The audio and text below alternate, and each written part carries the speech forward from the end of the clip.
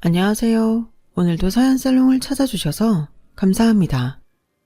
얼마 전 40대가 된 저는 이제서야 참고 살면 호구 취급을 받게 된다는 걸 몸소 깨닫게 되었어요. 참 일찍도 깨달았다 하시겠지만 그만큼 제가 남편을 많이 믿었다는 반증이기도 해요. 설마 이 인간이 이렇게 밑바닥을 드러내고 사는 놈인 줄은 몰랐거든요. 이런 걸 남편이라고 10년 넘게 한 이불을 덮고 살았다니 지나간 세월이 아까워 미칠 것 같지만 그래도 막판에 제대로 복수할 수 있어서 그나마 후련하기는 합니다. 제가 남편과 처음 만난 건 고등학생 때였어요. 남편이 제가 다니던 학교에 교생 실습을 하러 왔었거든요. 여자 고등학교에 온 젊은 남자 교생은 여학생들의 인기를 한몸에 받았어요. 당시 고2였던 저도 남편을 좋아했죠.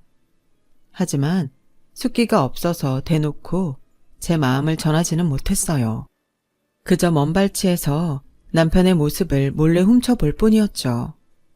한 달여간의 교생 실습을 마치고 떠난 남편을 다시 만난 건 대학교 1학년 때였어요.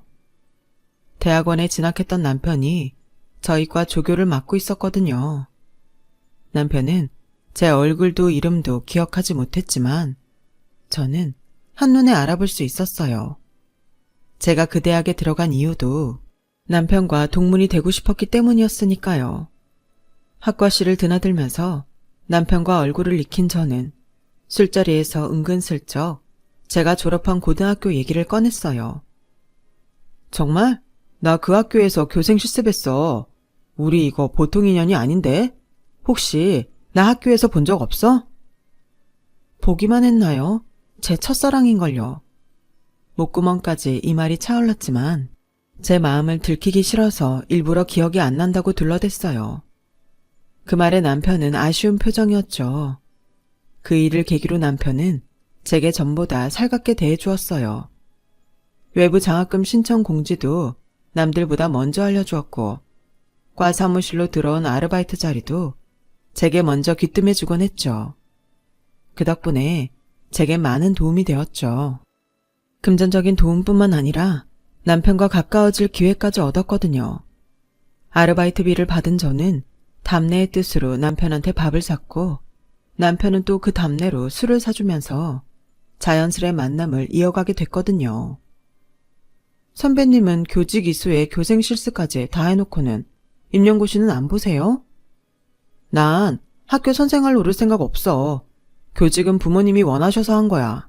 취직 안 되면 선생 노릇이라도 하라고 닥달하셔서 말이야. 대학원에 진학한 이유도 부모님이 하도 취직하라고 성하셔서 그거 피하느라 도피처로 삼은 거야. 사실 난 바리스타가 되고 싶거든. 언젠가 내 이름을 딴 커피 전문점을 차리는 게 내 꿈이야. 당시엔 바리스타라는 직업이 생소했던 탓에 그게 뭐라는 건지 정확히 알지는 못했지만 커피랑 관련된 거라는 건 어렴풋이 알 수 있었어요. 이렇다 할 꿈도 없이 첫사랑을 따라 대학과 학과를 정했던 저와는 달리 꿈이 있는 선배가 멋져 보였어요. 그런데 참 인간이 간사하더라고요. 사귀기 전에는 남편의 사소한 것조차도 좋게만 보이더니 막상 사귀고 몇 년 지나니까 그제야 단점이 보이기 시작하는 거예요. 취업 준비로 바쁜 저와는 달리 여전히 석사 논문도 완성 못한 남편을 보니 한심한 생각이 들었어요. 남편은 부모님 등골만 빼먹고 사는 철없는 도련님일 뿐이었으니까요. 꿈만 있으면 뭐합니까? 그 꿈을 이루기 위해 노력을 해야죠. 오빠, 전공 살릴 것도 아니라면서 뭐하러 돈 아깝게 대학원에 다녀? 그리고 논문은 왜 안 쓰는 건데? 기왕 석사과정 밟았으면 논문 패스는 해야 할 거 아냐. 설마 그냥 수료로 끝내려는 거야? 학위 안 딸 거면 차라리 부모님께 오빠가 하고 싶은 게 뭔지 말씀드리고 도움을 받든 아니면 가감히 포기하고 취직을 하든 선택해야지. 언제까지 인생을 낭비할 거야. 오빠, 내일 모레면 30이야. 더 늦으면 취직도 힘들다고. 야, 너까지 날 들들 볶을 셈이냐? 집에서 부모님한테 당하는 것만으로도 골이 지끈거릴 지경인데 내 인생 내가 알아서 해. 넌 네 인생이나 신경 쓰라고. 자존심이 많이 상했는지 오빠는 한동안 연락이 없었어요. 아무리 삐쳤어도 그렇지 이런 식으로 관계를 정리하려 드나 싶어서 괘씸하단 생각이 들었어요. 그런데 제가 오해를 했던 거더라고요. 남편 후임으로 과 조교를 맡고 있던 선배가 하루는 저를 불렀어요. 너 준영 선배랑 헤어졌니? 내가 남의 연애사에 이러쿵저러쿵 할 입장은 아니지만 준영이 형이 걱정돼서 가만히 있기는 좀 그러네. 얼마 전에 형 아버지 돌아가셨어. 회사가 부도나는 바람에 쓰러지셨는데 결국 깨어나지 못하셨다나 봐. 평생 부잣집 도련님으로 살던 형이 엄마랑 여동생이랑 살집 구한다고 여기저기 돈까지 꾸러 다녔었나 봐. 혹시 너 그런 거 알고 형이랑 끝낸 건 아니지? 그런 거면 정말 실망이다. 선배, 지금 준영 오빠 어딨어요? 몇 주 전에 싸우고 연락이 끊겼는데 내 전화는 받지도 않아요.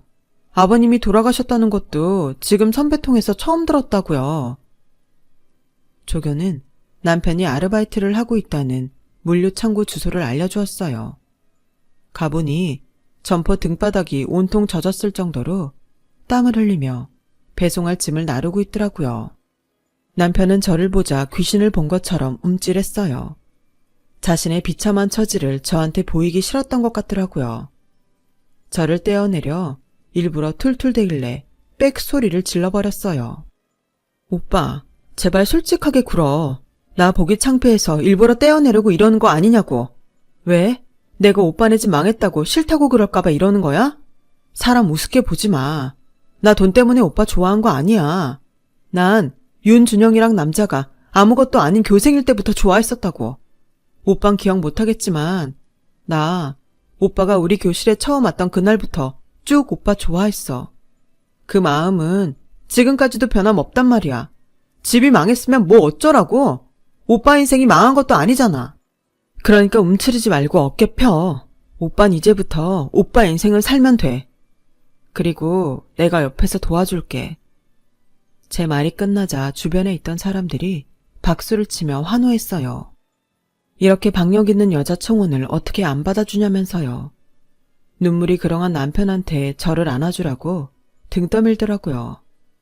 졸지에 사람들 앞에서 프로포즈 아닌 프로포즈를 하는 바람에 남편과 저는 다시 만남을 이어갈 수 있었어요. 아버지의 죽음에 정신을 차린 남편은 얼마 뒤 취직을 했어요. 사실 임용고시를 보고 싶어 하긴 했지만 임용고시를 준비하려면 돈도 들고 준비할 시간도 필요한데 오빠네는 당장 먹고 살 생활비도 없었거든요. 30년 넘게 집에서 살림만 해오신 시어머니는 세상 물정도 모르셨고 남편 역시 부자 아빠만 믿고 탱자탱자 놀고 살았으니 험난한 세상에 맞설 힘이 있었겠어요? 그때 오빠가 좀 똑똑하게 아버님이 남긴 유산을 챙겼더라면 그렇게 고생을 하지 않았을 테지만 세상을 너무 몰랐기 때문에 챙길 수 있는 재산도 모조리 남들한테 뺏기고 말았어요. 전셋집 보증금 구할 돈도 없어서 월세방 구하느라 시어머니 폐물을 팔고 여동생 용돈 통장까지 탈탈 털어야 했죠. 그래도 산 사람은 살게 된다고 남편이 취직을 하고부터는 고정 수입이 생겨서 먹고 사는 문제는 해결됐어요.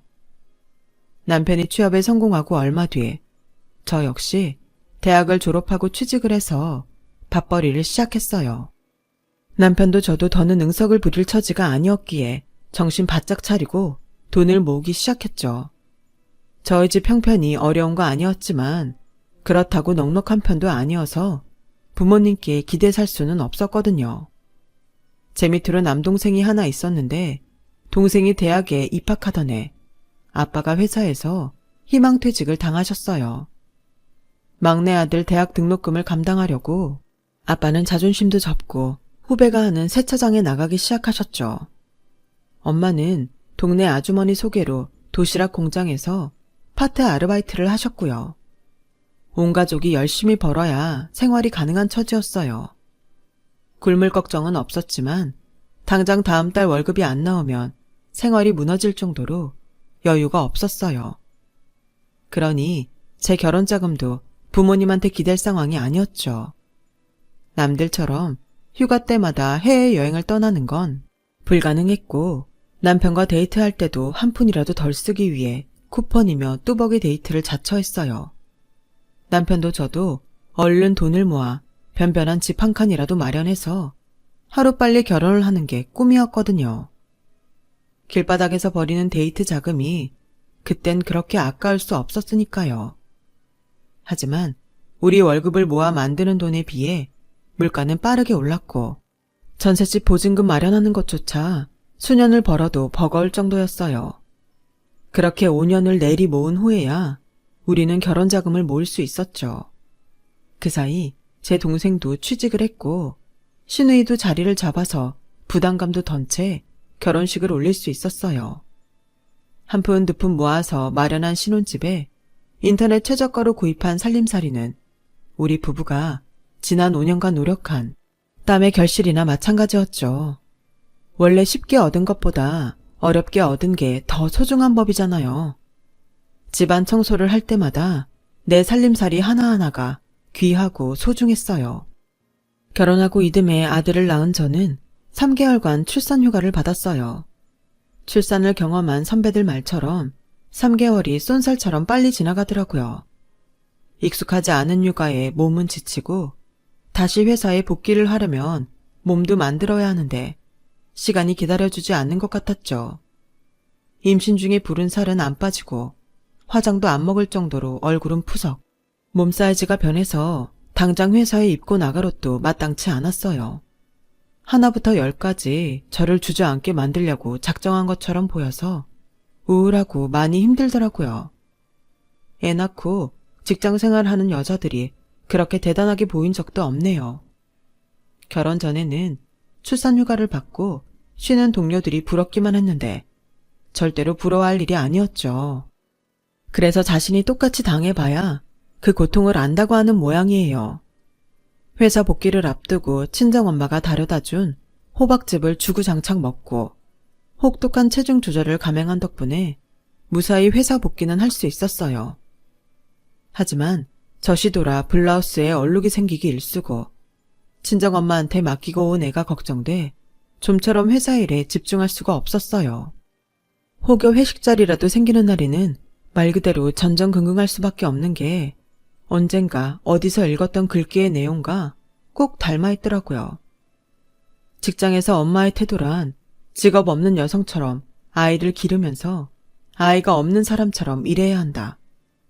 당시 제 상황에 딱 맞는 말이었어요.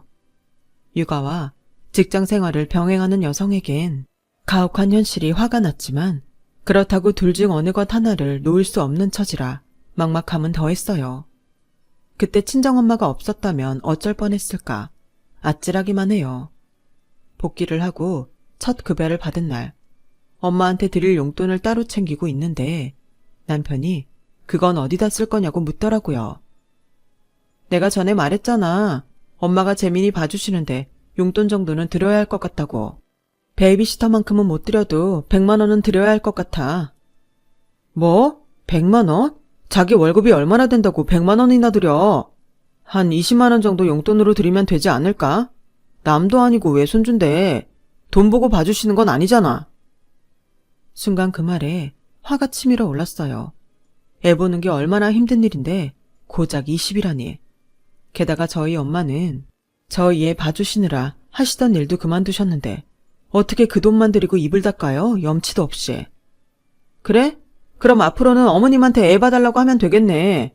남도 아니고 친손주 보는데 돈 많이 달라고 하시진 않을 거 아니야.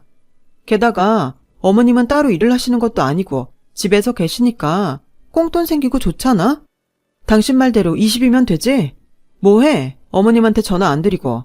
당장 내일부터 어머님한테 재민이 맡길 테니까 그렇게 알아. 그제야 남편은 짜증 섞인 말투로 100은 너무 벅차니까 80만 드리고 저희 엄마한테 맡기라고 했어요. 무슨 소리야. 엄마가 한 달에 버는 돈이 150도 넘는데 꼴랑 반만 주고 어떻게 애를 봐달라 그래. 난 싫어. 그냥 어머님한테 맡길래. 야, 우리 엄마는 평생 손에 물도 안 묻히고 살던 분이야. 지금이야 집 망해서 살림을 하시긴 하지만 애까지 맡기는 건 무리라고. 좋아. 장모님한테 100만 원 드리고 재민이 처가에 맡겨. 그럼 됐지? 처음부터 순순히 그러자고 하면 됐을 일을 남편은 기어이 사람 속까지 긁고서야 허락을 했어요. 자기네 엄마는 끔찍이 생각하면서 우리 엄마는 쉽게 생각하는 게 내심 괘씸해서 끝까지 싸우고 싶었지만 제 사정이 여의치 않아서 그땐 그렇게 마무리 지을 수밖에 없었어요.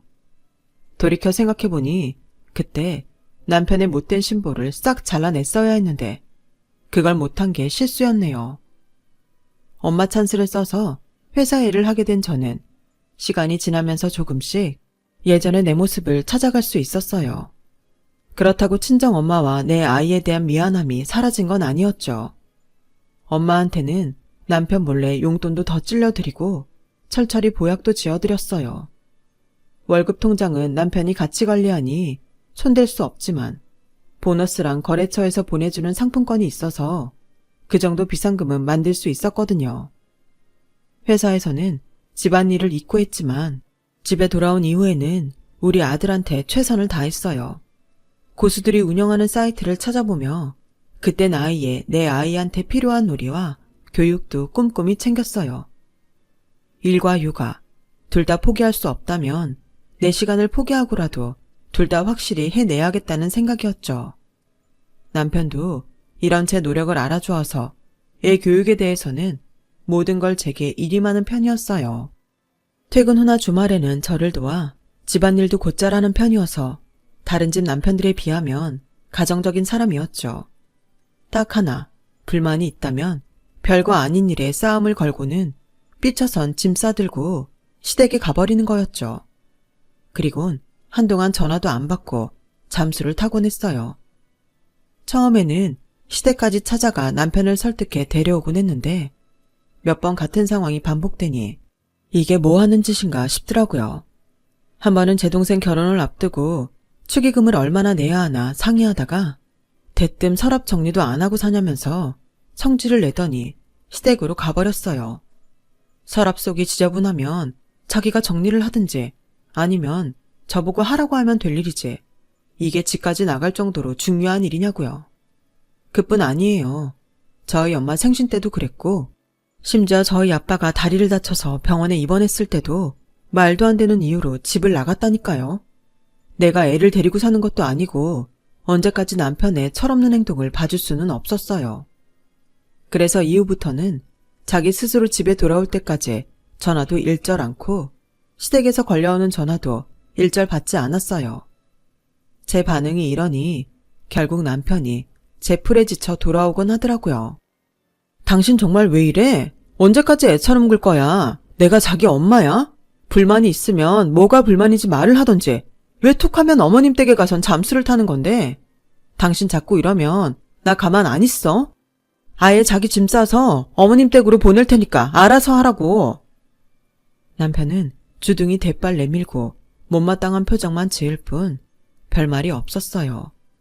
그리곤 그 다음날 뭔 일 있었냐는 듯 예전 모습으로 돌아왔어요. 그리곤 또다시 반복이었죠. 어르고 달래도 안 되고 화를 내도 안 되니 하도 답답해서 하루는 회사 동료한테 고민을 털어놓았더니 대뜸 이러지 뭐예요.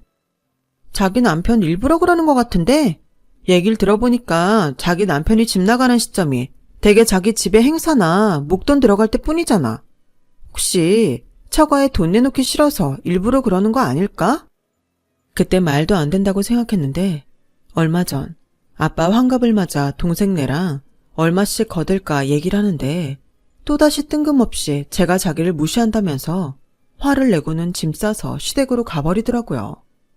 그걸 보니 선배가 했던 말에 확신이 생겼어요. 그래서 그날 바로 시댁에 쫓아가서 남편을 앞에 앉혀놓고 그랬죠.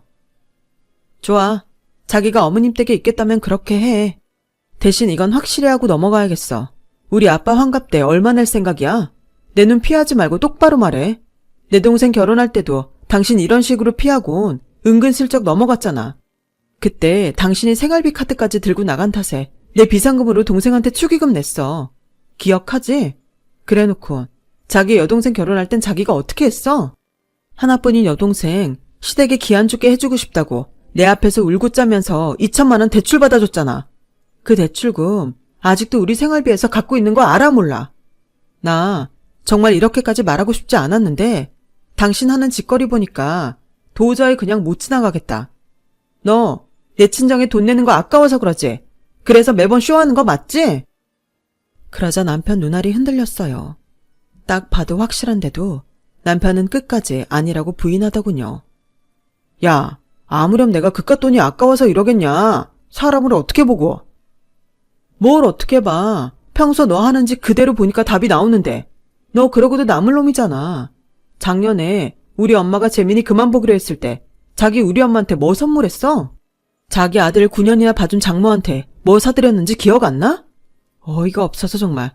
술집에서 받은 5,000원짜리 로또 한 장 드렸어. 말로는 하와이 여행 보내주겠다고 하더니 다음날 되니까 술기운에 한 얘기라서 기억 안 난다고 오히려 나한테 바가지 긁는다고 화내고 여기로 왔었잖아. 결국 그때 선물도 내 돈으로 했어. 그럼 나중에라도 말을 하지 그랬어. 자기가 아무 말 않고 넘어가 놓고 왜 나한테 뒤집어 씌워? 내가 한두 번 말이니? 매번 우리 집에 돈 들어갈 일 있을 때마다 네가 그 지랄을 해놓고 이제 와서 돈 달라고 닥달 안 한 내 탓이라는 거야? 100번 양보해서 내가 그때 말했으면 네가 주긴 했을까?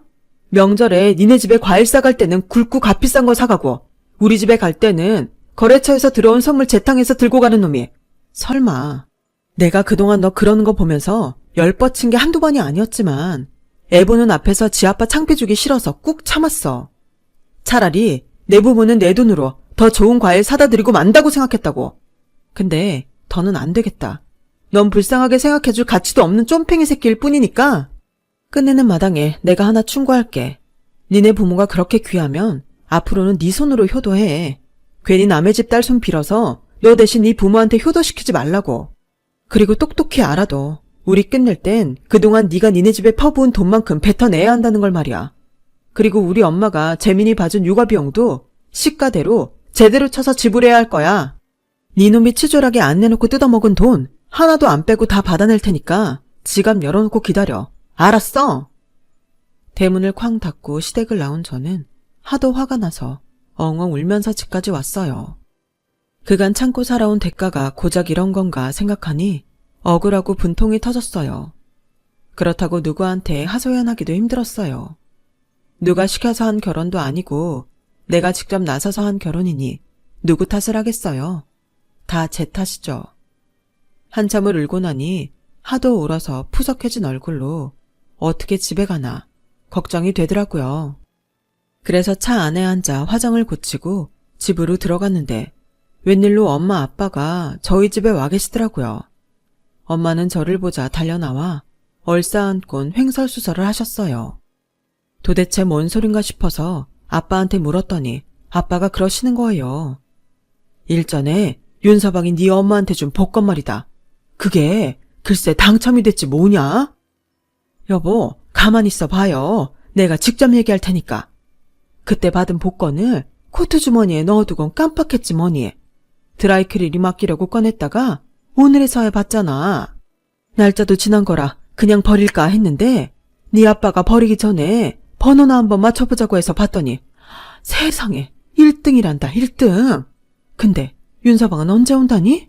이 기쁜 소식을 알려줘야 될 텐데 윤서방한테는 얼마를 떼어줘야 하려나? 엄마, 그런 거 없어. 그건 전부 엄마가 다 가지면 돼. 자세한 건 나중에 얘기할 테니까 당첨금 나눠줄 생각은 안 해도 돼. 한참 기뻐하시던 부모님은 굳어있는 제 표정을 보시고는 무슨 일이 있다는 걸 아셨는지 댁으로 돌아가셨어요. 그리고 다음날 회사로 남편이 찾아왔더라고요. 얼굴에 화색을 띠고 있는 게 분명 복권 소식을 듣고 온 것 같았어요. 아니나 다를까.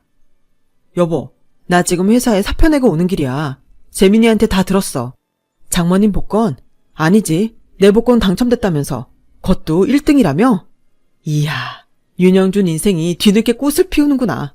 당첨금 알아보니까 세금 떼고 17억 조금 넘던데 장모님한테는 얼마나 떼어드려야 하나? 한 1억 정도 드리면 되겠지? 솔직히 1억도 나니까 드리는 거야. 나 이참에 건물이나 하나 살까봐. 세 받아서 여행이나 하고 살면 좋잖아. 어때? 자기도 신나지? 이 인간이 떡 줄 사람 생각도 않는데 웬 김칫국을 사발로 마시고 있대? 그게 어떻게 당신 복권이야? 기억 안 나? 자기가 우리 엄마한테 재민이 키워준 보답이라고 줬잖아. 줬으면 그만이지. 왜 이제 와서 헛소리를 짓거리고 있어? 사표 냈다고? 멍청한 짓 했네. 곧 이혼도 당할 텐데 직장까지 지발로 때려치우고 나왔으니 앞으로 어떻게 살지 캄캄하겠다. 암튼 난 내 할 말 어제 다 했으니까 당신은 소장 받거든 법원으로 달려오기나 해. 끝까지 구차하게 이혼을 하느니 마느니 눈물 콧물 짜고 빌 생각 말고 우리 쿨하게 헤어지자. 뭐 이제 자기는 직장도 없으니 재민이 양육권 가져가겠다는 소린 못하겠네. 그건 고맙게 생각할게. 그럼 법정에서 보자고. 남편은 말도 안 된다며 저희 친정에 찾아가 복권을 돌려달라고 때를 썼고, 저를 통해 모든 얘기를 들은 아빠는 괘씸한 사위한테 문도 열어주지 않았어요. 상황이 이렇게 돌아가자 회사에 제출했던 사표를 돌려받으려 했지만 안 그래도 정리해고 중이던 회사에서 사표를 돌려줄 리가 없었죠. 결국 남편과 저는 이혼이 성립됐고 아들은 제가 키우게 됐어요.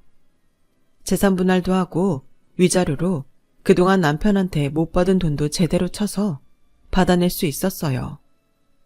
남편은 끝까지 이혼을 원치 않는다고 항변을 했지만 재판에는 별 영향을 끼치지 못했어요. 얌생이같이 굴며 자기 이익만 탐하는 결혼은 지 혼자 하라고 하죠 뭐. 제 이혼과 달리 저희 부모님은 인생의 클라이막스를 달리게 되셨어요. 엄마가 복권 당첨금으로 제 남편이 그렇게 바라던 건물을 사서 건물주로 제2의 인생을 살게 되셨거든요. 물론 건물이라고 해봐야 도로 안쪽에 위치한 꼬마 건물이지만 부모님의 노후를 책임지기에는 충분했어요. 엄마 아빠는 오늘도 건물 청소를 하신다며 청소 도구를 들고 가셨어요. 비록 부모님 가슴에 상처를 입히며 이혼녀가 된 딸이지만 아무쪼록 두 분이 행복하게 사시길 바랍니다. 물론 저도 제 아들과 저, 부모님을 위해 앞으로의 인생 열심히 살아보려 합니다. 많은 응원 주세요. 제 이야기 들어주셔서 고맙습니다. 자식들과 건강하시고 풍요로운 삶 되시길 바랍니다. 여러분, 사연 댓글에 응원과 현명한 조언 부탁드려요. 좋아요와 구독은 저에게 큰 힘이 됩니다. 오늘도 좋은 일 가득하세요.